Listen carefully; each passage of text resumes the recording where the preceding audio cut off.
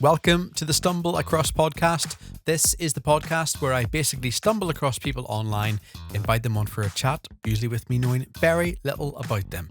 So it means it's completely unprepared, completely unfiltered, and often leading to uncovering the best stories, just like today. In fact, today's episode is our first duo of guests. Jay and Sin. They are podcasters too. We talk about how they have helped each other overcome tough times in their lives. So Jay was homeless on the streets of Toronto. During that time, he built his business while homeless and pulled himself out of it after almost 3 years. And Sin was a heroin addict, and she describes how Jay has helped her get clean from painkillers and help with the overall anxiety and stress of that. A brilliant combination of two people as well. So let's get in to today's podcast. Don't forget, if you do like it, please do hit that subscribe button, and don't forget to leave a rating as well. This is my partner, Jay. He was homeless for 2.5 years, but now he is the author of the world's first self-help coffee table book and the co-host of our podcast, Eyes Wide Open. Wow. And this is my partner, Sin. She's my best student because she went from being a depressed, junky, stay-at-home mom to a sober, radiant, happy Latina bimbopreneur in just a couple of years. She's also the co-host of our podcast. I mean, there is so much to talk about. There are so many questions to ask, to be honest. First of all, before we kind of look at you individually, where did you two first meet up? We met on YouTube / Instagram. Right. I spent 10 years advising Evan Carmichael. He has like 3 million followers on YouTube. He's kind of like a C-list celebrity. So Jay helped him with his branding and his marketing. So a lot of people wanted to interview him because he worked with Evan. So a mutual friend of ours was doing interviews, and I saw it and I fell in love instantly right away because he got my attention by yelling at the camera. And I was swearing at the camera. You were swearing. Yeah, he was swearing at the camera.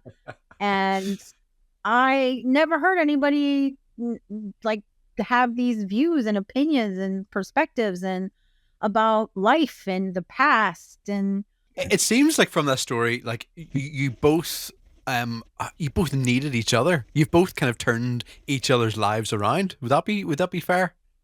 Yeah, I can say that. Yeah. Jay, let's start off with you. So, life with you were on the streets then at that time? No, I was homeless 12, 13, 15 years ago. Uh-huh. And I only met Sin 4 years ago. I mean, the obvious question I would ask is, what was that part of your life like? What was life on the streets like? 'Cause, I mean, I guess everyone has that perception, but not a lot of people have spoke to, the person who's been in that situation. Yeah, dude, it was nuts. Toronto in the summer is scorching hot, and Toronto in the winter is like blisteringly cold. Mm-hmm, mm-hmm. And so it's a constant battle with the elements. Plus you have like a 60 or 70 pound backpack on you because you're carrying your whole life's possessions around with you. Yeah. And you're always, every day is a struggle or a scramble to find shelter or a place to stay or a place to sleep or like hide from the elements or rest your head. A lot of times you have to stay awake all night because everything's closed. We don't have that many 24-hour places to go. And so you stay awake in the night and then grab sleep when you can on a bench or in a park in the day. It was really like an urban Bear Grylls situation, right? Yeah. And were you like totally alone? Were you with people or? Yeah, totally alone. But I wasn't like most homeless people, if there is a most. I carried myself with dignity and pride, and I never begged or asked for handouts. I ran my business from the streets. I scrounged together whatever I could to get by. I had a lot of creative solutions. You can use tea tree oil to stay like hygienic, and you can gargle with salt water, Himalayan salt and stuff like that. So it wasn't normal. In fact, a lot of times homeless people would ask me for money, thinking I had something to offer them. I'm thinking in my head, dude, I have way less than you. Like, you have more in your cap than I have right now. So it was a very interesting thing. Because I think it definitely takes a certain type of person. Because I'm just talking out of the top of my head here. I assume once people get into that situation, it's very hard to get out of. Yeah, I think like many situations, many negative situations in life, once you get into them, they become sort of a self-fulfilling prophecy or a loop that you get stuck in. And mentally, physically, emotionally, and environmentally and systemically, they become very tricky to get out of. Homelessness might be one of the worst offenders, but I think, being in prison, like a lot of people go in and out of prison. It's the same kind of thing. A lot of people go in and out of drug addiction. Yeah, and like you were saying about like using tea tray and stuff, I've seen pictures of you homeless and you can't tell. I know I look good, right? Yeah, like he did not look homeless in any way, shape, or form. Like no drug abuse, no alcoholism while homeless, none of what you typically associate with. Well, I was a bit shaggy because it's hard to shave when you're homeless. Yeah, I think that was the worst of it in the photos anyway. Maybe a little shaggy, but that's... Yeah. And you say you ran your business from the street as well, so you kept that going and you've built that up from there. Yep. I held interviews from subway platforms, loud subway platforms, praying that the subway wouldn't go by when the person was interviewing me. Yeah. I conducted calls with clients on a laptop at a cafe. It shows dedication more than anything else, really. Yeah, I mean, I didn't really have any other options. When we get to the situation where you meet your partner, drug addiction it plays a part in that. Do you think that kind of built you as a person to then go on and help other people? Oh, definitely. Yeah. They say your highest value comes from your deepest wound or something like this. I don't know the exact saying, but me going through that made me an incredibly strong person, mentally, emotionally, even physically. Mm-hmm. And I don't think I would have met Sin if I hadn't gone through all that, because I was getting interviewed by Evan Carmichael's fans, and they wanted my story, right? They wanted an interview. Like, how are you helping Evan? What happened when you were homeless? And that interview is what led to us meeting. So it's a big chain reaction. Yep. And Sin, how did you find him as a person? Let's first of all to kind of discuss your problem that you had and how you got into that situation. Where did you find yourself? Well, when we met, I had been clean and sober from hard drugs, from heroin and coke for, I don't know, like 10 years, something like that at that point. And maybe 11, but I was addicted to painkillers. I wasn't abusing them, but, I was still addicted to them physically. I had a lot of panic, a lot of depression, a lot of anxiety, a lot of self-hatred. I was really angry and just a really, really different, mean, hateful person. You were having panic attacks. Yeah, I was having 6 panic attacks a day. Wow. I was having a lot of trouble just sustaining life in general. And on top of everything, I was in a very toxic relationship for 15 years with somebody that it was already over and I wanted a divorce. And so it was just a lot of negativity in my life when we met. And I mean, you're feeling those effects, 10 years after, even still, from that point? Yeah, because I didn't really do the mental work. Like, I physically stopped using those drugs, but I was still doing a lot of drug addict behavior. I was lying and hiding and being very just not doing things that were healthy for myself, for my body, for my mind, because I didn't even think I was a valuable person. And so meeting Jay, one of our first phone conversations, I spent the whole time almost crying from a Starbucks on the phone, and he understood everything I said. He just got me and knew what I was trying to say. And he taught me that day that I am a valuable person and my value grows every single day. Yeah. Because what was it like in the middle of all that? I mean, are you kind of too far gone to think about anything else when you're in that situation? Oh yeah, like all you can think about is like where you're going to get more. like how you're going to get it. Even like having prescriptions and then making sure I have enough before my my appointment with the doctor, and to make sure that everything is okay, and am I going to have enough time? It's just your whole life revolves around your drugs. Yeah. Your whole life revolves around like making sure you feel okay with those things. Mm-hmm. And I know you were able to get out of it. It's finding the right person to help you along with that. Yeah, it was more about him teaching me the skills that I had them within me. Like, because he didn't have actual addiction issues himself, a lot of people would think, oh, he can't help me. But he taught me that I am a powerful person and that I have control of my life. No one else, nothing else. Mm-hmm. So, and I didn't know that. I know, as silly as that sounds, I didn't know that until I met him. Yeah. So yeah. It was. Do you remember that kind of first meeting? What was that like when you first meet each other? Because I know a lot of people. Okay, in 2023, we do meet people online now. Yeah, but perhaps I mean, I'm even thinking maybe 5-10 years ago, it was still a little bit of an unusual thing to meet people online. Yeah, and so we had been talking like, I don't know, 6 months online, and then I flew here to Toronto from New York to help him find a place to live, because I knew his story, and he was having trouble finding a place to move to because I think your landlord sold the place or something. I don't know. I had to find a place. Yeah, you had to find a place rather quickly.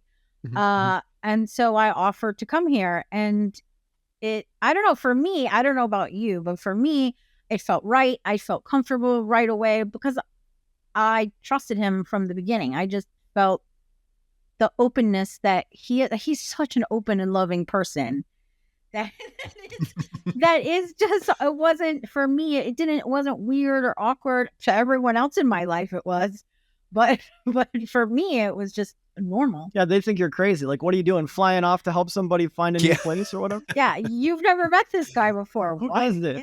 Yeah.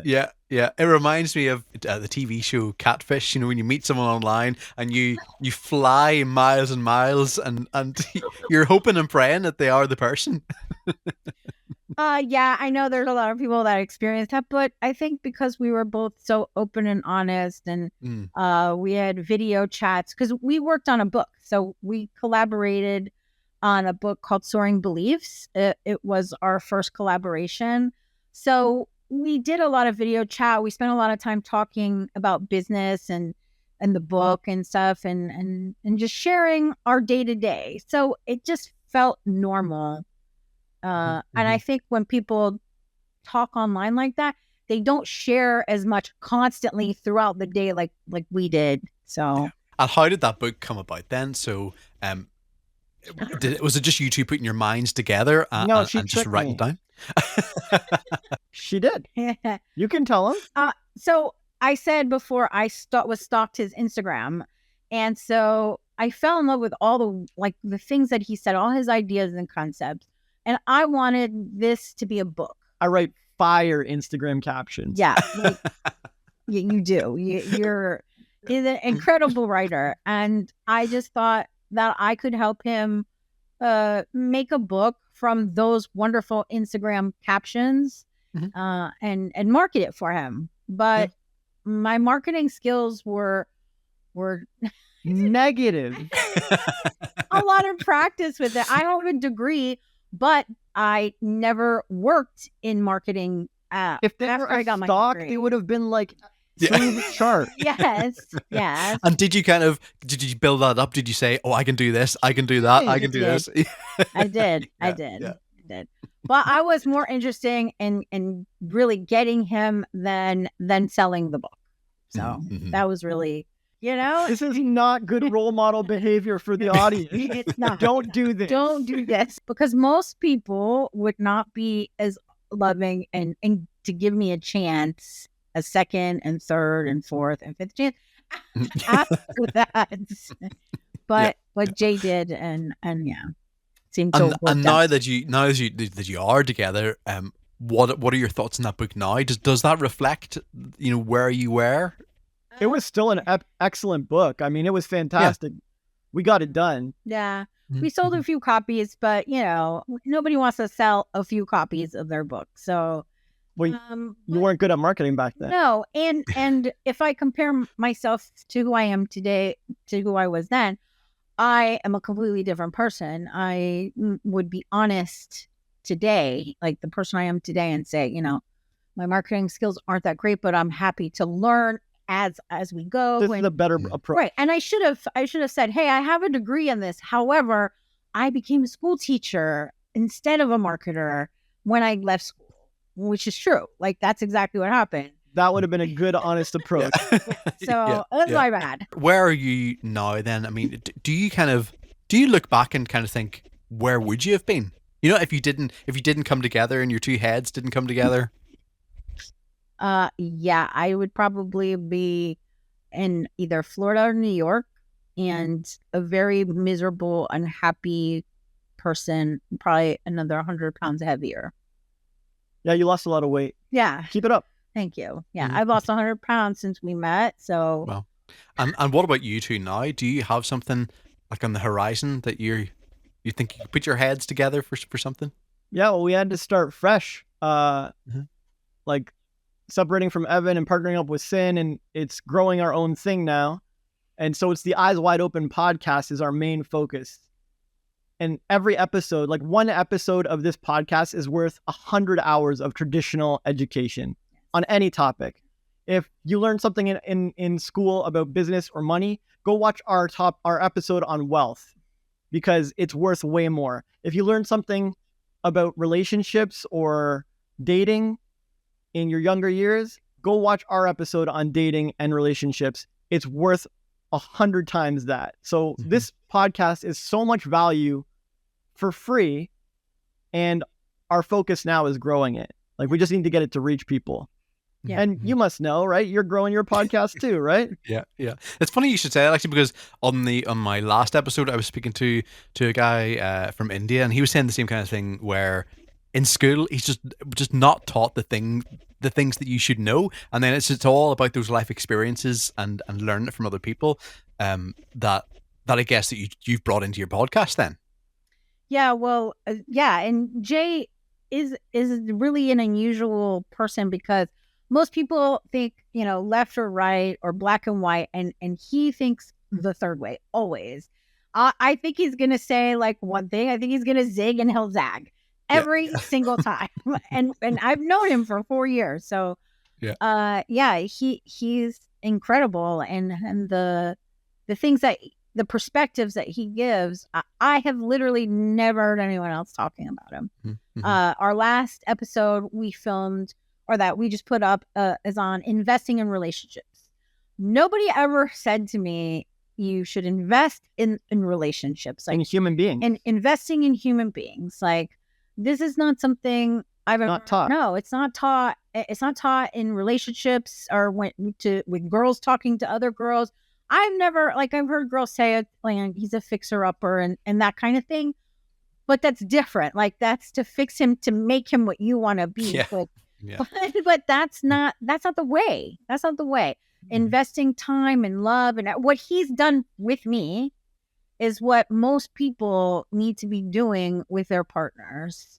Eyes wide open. I will definitely put that link in the description. What kind of topics have you discussed? So you've done love, you've done money. We've done so many things. Trans, or our latest episode coming out on Friday, is on the trans sphere, because this is trans activists. This is a big thing these days, and we offer some very unique perspectives.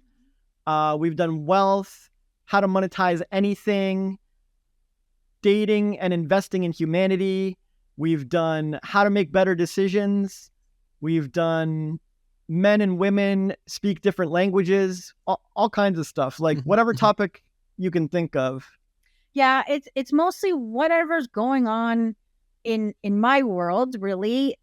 So I spend a lot of time doing outreach and meeting people online and growing our audience. So I watch a lot of stuff. So I get a lot of questions, and so who do I go to have a question. Now, I felt like I was hiding him from the world because I'd ask him questions and he'd give me these answers and I'd be like, why wasn't I recording that?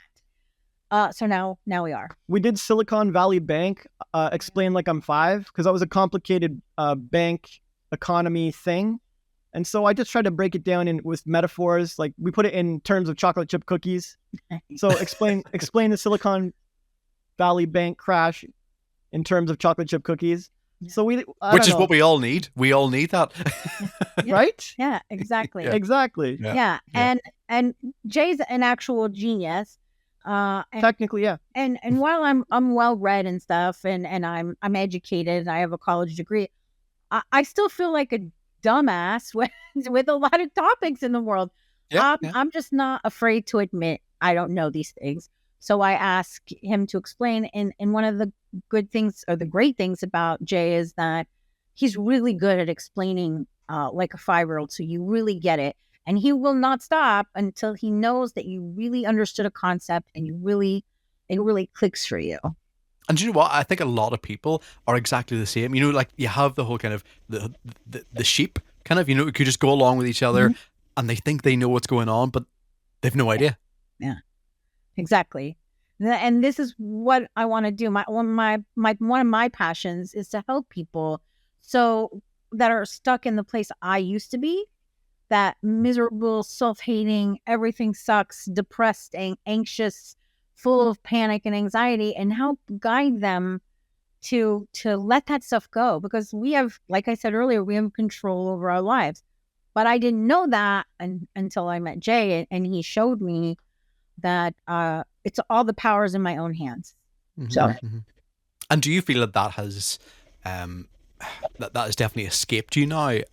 I mean, maybe not 100%, but it's definitely kind of, you know, it's let loose a little bit now you've discovered that.